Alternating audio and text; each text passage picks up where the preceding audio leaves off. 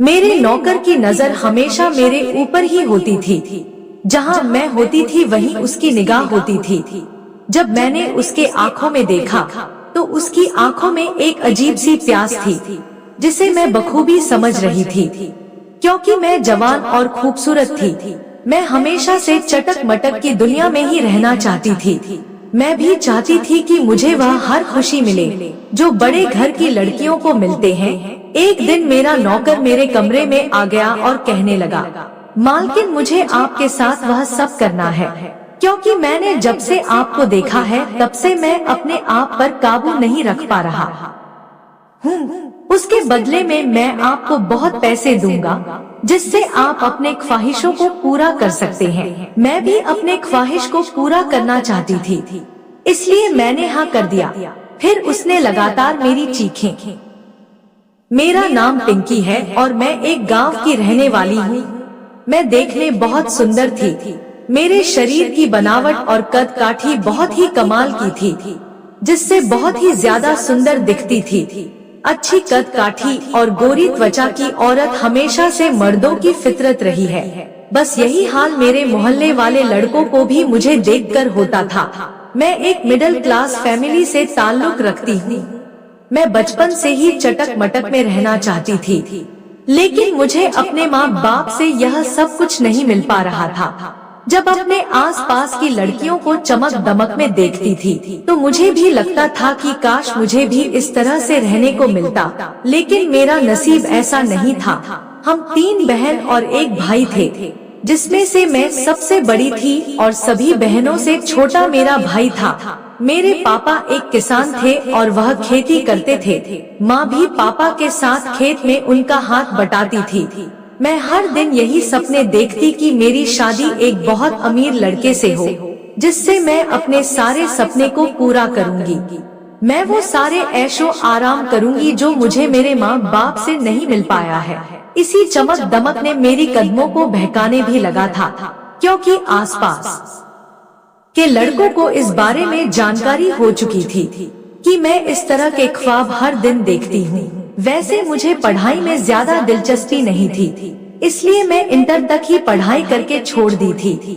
मैं घर में ही रहकर घर का काम और कभी कभी माँ के साथ खेत का भी काम कर लिया करती थी। लेकिन खेत में काम करना मुझे ज्यादा पसंद नहीं था, पर घर में बैठे बैठे क्या करती यूं ही बोर हो जाती थी। एक दिन मैं किसी काम से बाजार गई हुई थी, तभी वापस आते वक्त मुझे अपने ही गांव का एक लड़का रास्ते में मिल गया। वह मेरे लिए एक अच्छा सा ड्रेस लेकर आया और कहने लगा, ये ड्रेस मैं तुम्हारे लिए लेकर आया हूँ, अगर तुम मेरी बात मानोगी तो मैं तुम्हें वो हर चीज दूंगा जो तुम हमेशा से चाहती हो। उसकी इस बात को सुनकर मुझे बड़ी हैरानी हो रही थी। मैं सोचने लगी कि आखिर इस लड़के को मेरे सपने के बारे में ये सब कैसे पता। वह लड़का कहने लगा कि देखो, ज्यादा सोचो मत, ये तो कुछ भी नहीं है। मैं तुम्हें इससे भी महंगे महंगे कपड़े लाकर दूंगा, जिसे तुम पहनकर बहुत ही कमाल की लगोगी। उसकी इस तरह की बातों से मैं यह सोचने पर मजबूर हो गई। मैं यह सोचने लगी कि क्या यह लड़का मेरा सपना पूरा कर सकता है? क्या मुझे दुनिया की वह तमाम खुशियाँ दे सकता है जिसकी मैं बार बार कल्पना करती रहती हूँ? फिर उस लड़के ने मेरा हाथ पकड़ लिया और कहने लगा, मैं तुम्हारे जवाब का इंतजार कर रहा हूँ। उस वक्त वो मेरे इतने करीब आ गया था कि मुझे बहुत ही अजीब सा लग रहा था। मैं जवान हो चुकी थी और मैं उसकी भावनाओं को समझ सकती थी कि वह मुझसे क्या चाहता है, क्योंकि उसकी नजर मेरे ऊपर पहले से ही थी। उस वक्त मेरा मन भी उस चटक मटक की दुनिया में उड़ने लगा था। मैं फिर से उस ख्वाब को देखने लगी थी।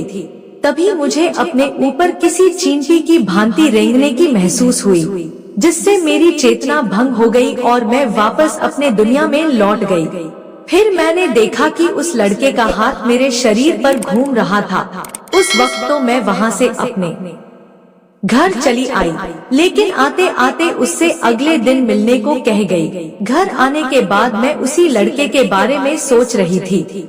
मैंने तो उसे अगले दिन मिलने को कह दिया था, लेकिन उस बात से मैं बहुत घबराई हुई थी।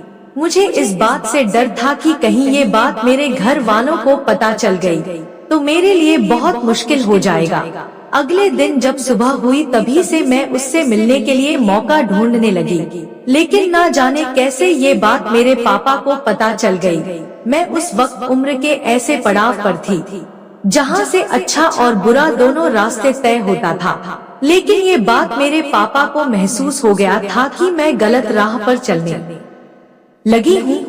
उस दिन से मेरे ऊपर घरवालों ने अपना पहरा बढ़ा दिया।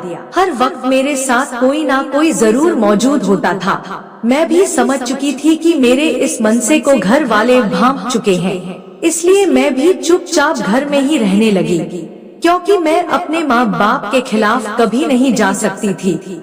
उस वक्त मेरे लिए मेरी माँ बाप ही सब कुछ थे। अगर मैं कोई गलत कदम उठाती तो क्या पता इसका अंजाम क्या होता। उस दिन के बाद से मेरे पापा ने मेरे लिए रिश्ता ढूंढना शुरू कर दिए।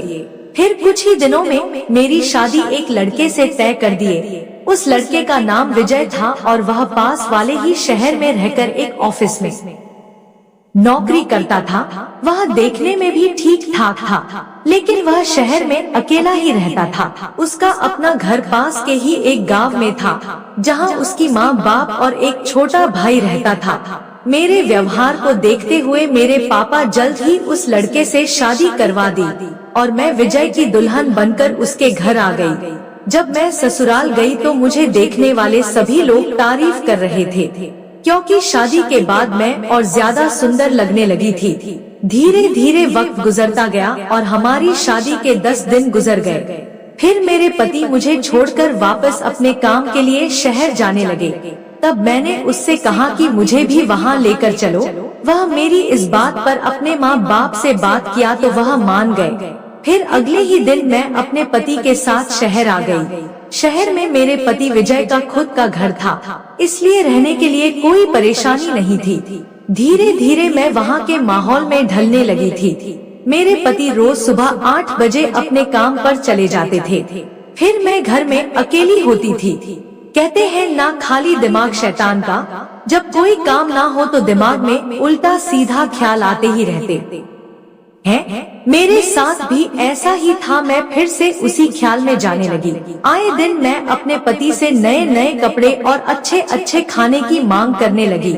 मैं अब वह सारी खुशियाँ अपने पति से पूरा करना चाहती थी, जो मेरे माँ बाप मेरे लिए नहीं कर पाए थे।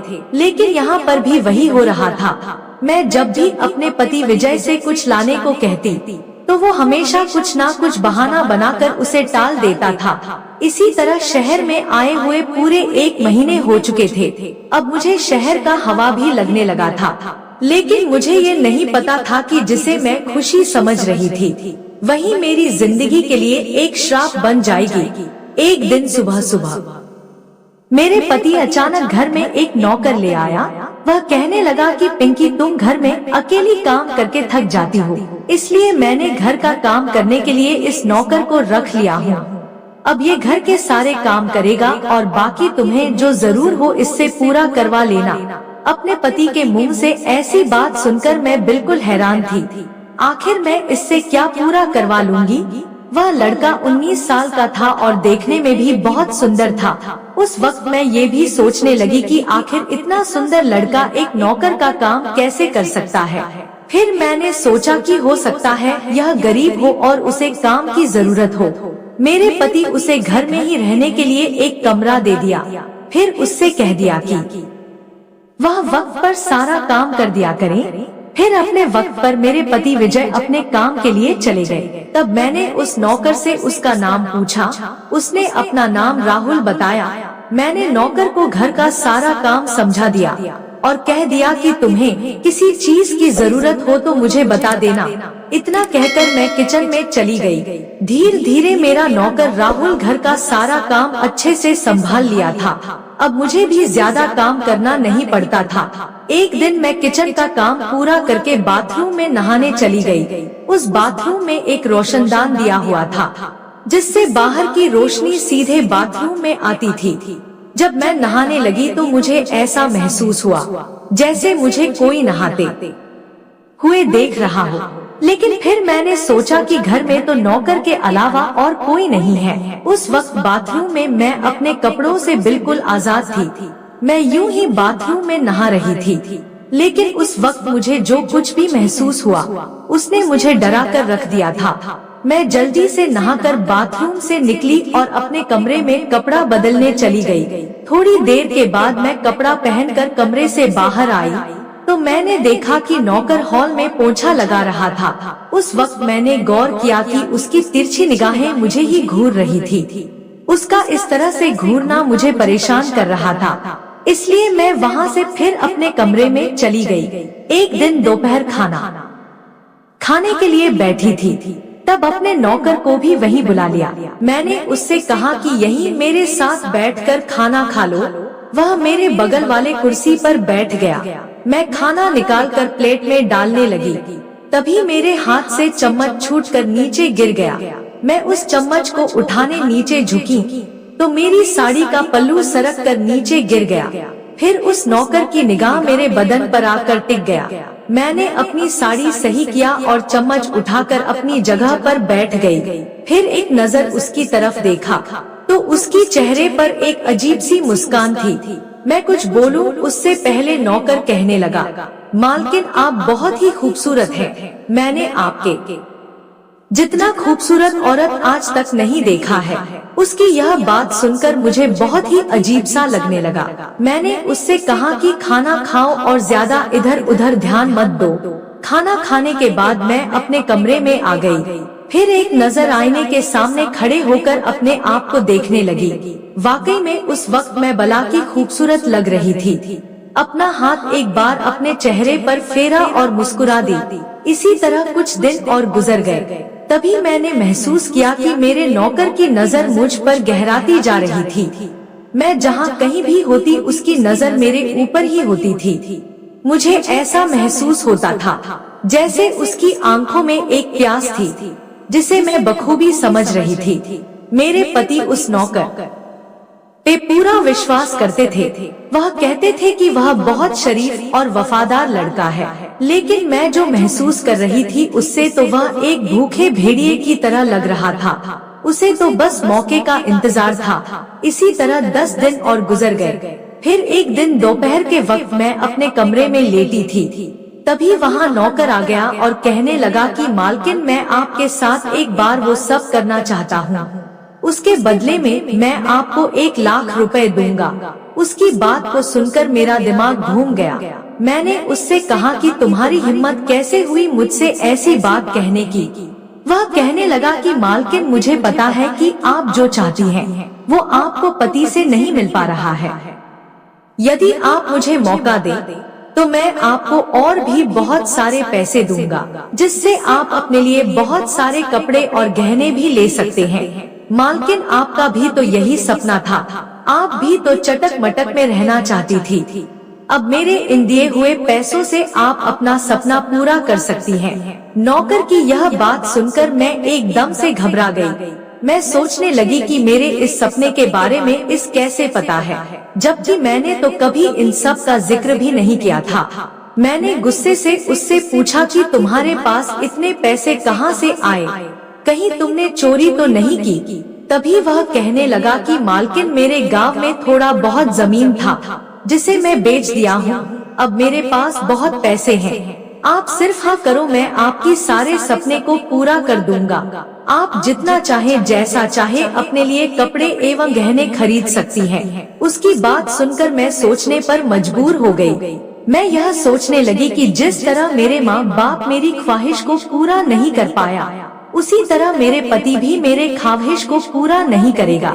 एक बार फिर से मैं अपने ख्वाहिशों की दुनिया में उड़ने लगी थी। मैं फिर से बड़े बड़े सपने देखने लगी थी। फिर मैंने उससे कहा कि मुझे थोड़ा इस बारे में सोचने का वक्त चाहिए। मैं तुम्हें सोचकर बताती हूँ, तुम अभी यहाँ से जाओ।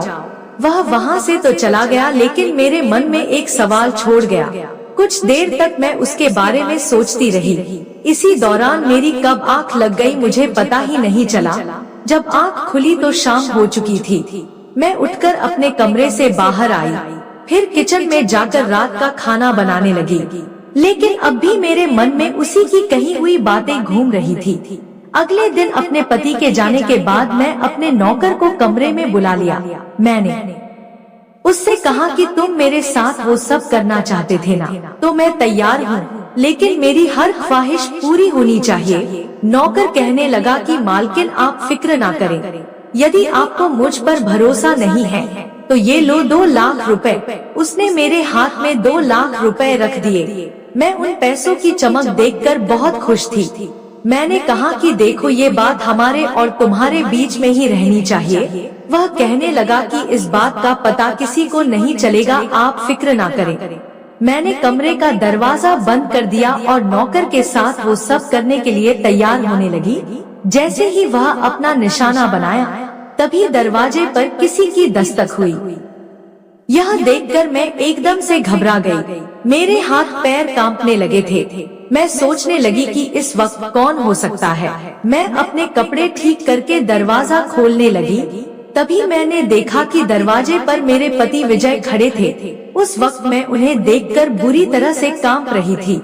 उन्होंने मुझे नौकर के साथ बंद कमरे में देख लिया, जिससे वह बहुत ही गुस्से में लग रहे थे। मैंने झट से बहाना बनाना शुरू कर दिया। मैंने कहा कि ये नौकर मुझसे जबरदस्ती कर रहा था। ये मुझे ढेर सारे पैसे दिए और मुझसे ये सब करने को कहने लगा। तभी वो एक जोरदार थप्पड़ मेरे गाल पर जड़ दिया। वह कहने लगा कि तुम जैसी घटिया औरत मैंने आज तक नहीं देखा था। पैसों के लिए तुम इस हद तक गिर जाओगी, यह मुझे नहीं पता था।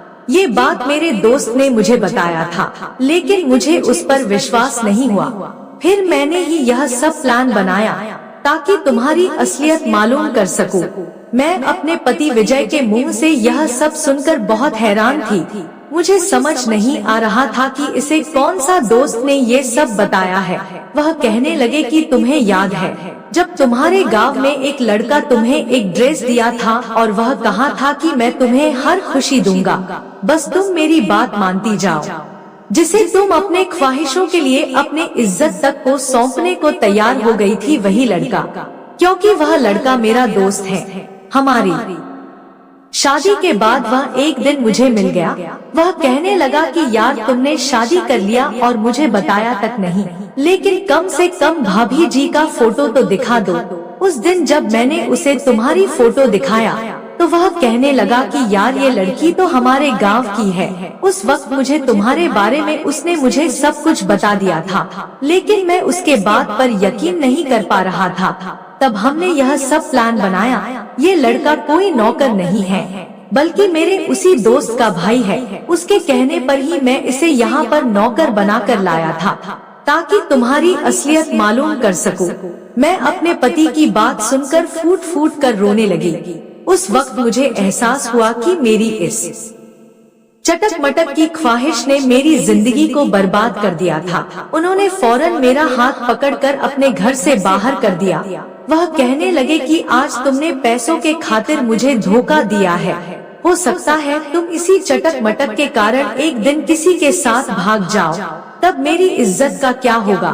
तुम मुझे छोड़कर किसी और के साथ जाओ, उससे पहले मैं तुम्हें अपने बंधन से आजाद करता हूँ। अब हमारा तुम्हारा कोई रिश्ता नहीं है। इतना कहने के बाद अपना घर का दरवाजा बंद कर दिया। मैं ऐसे ही रोती बिलखती अपने माँ बाप के पास वापस आ गई। कहते हैं कि ख्वाब ऐसे देखने चाहिए जिसे पाने में हर कोई गर्व करे, ना कि ऐसे जिसके लिए मुझे अपनों से जुदा होना पड़े। दोस्तों, रिश्ते बनाने में बहुत वक्त गुजर जाता है, लेकिन रिश्ते बिगड़ने में तनिक भी देर नहीं लगती। इसलिए आप उसी रास्ते को चुने जो आपके साथ साथ आपके परिवार के हित में हो। नहीं तो ऐसे ही एक दिन अकेले हो जाओगे जहां आपका कोई नहीं होगा। दोस्तों, यह कहानी आपको कैसी लगी हमें कमेंट में जरूर बताएं।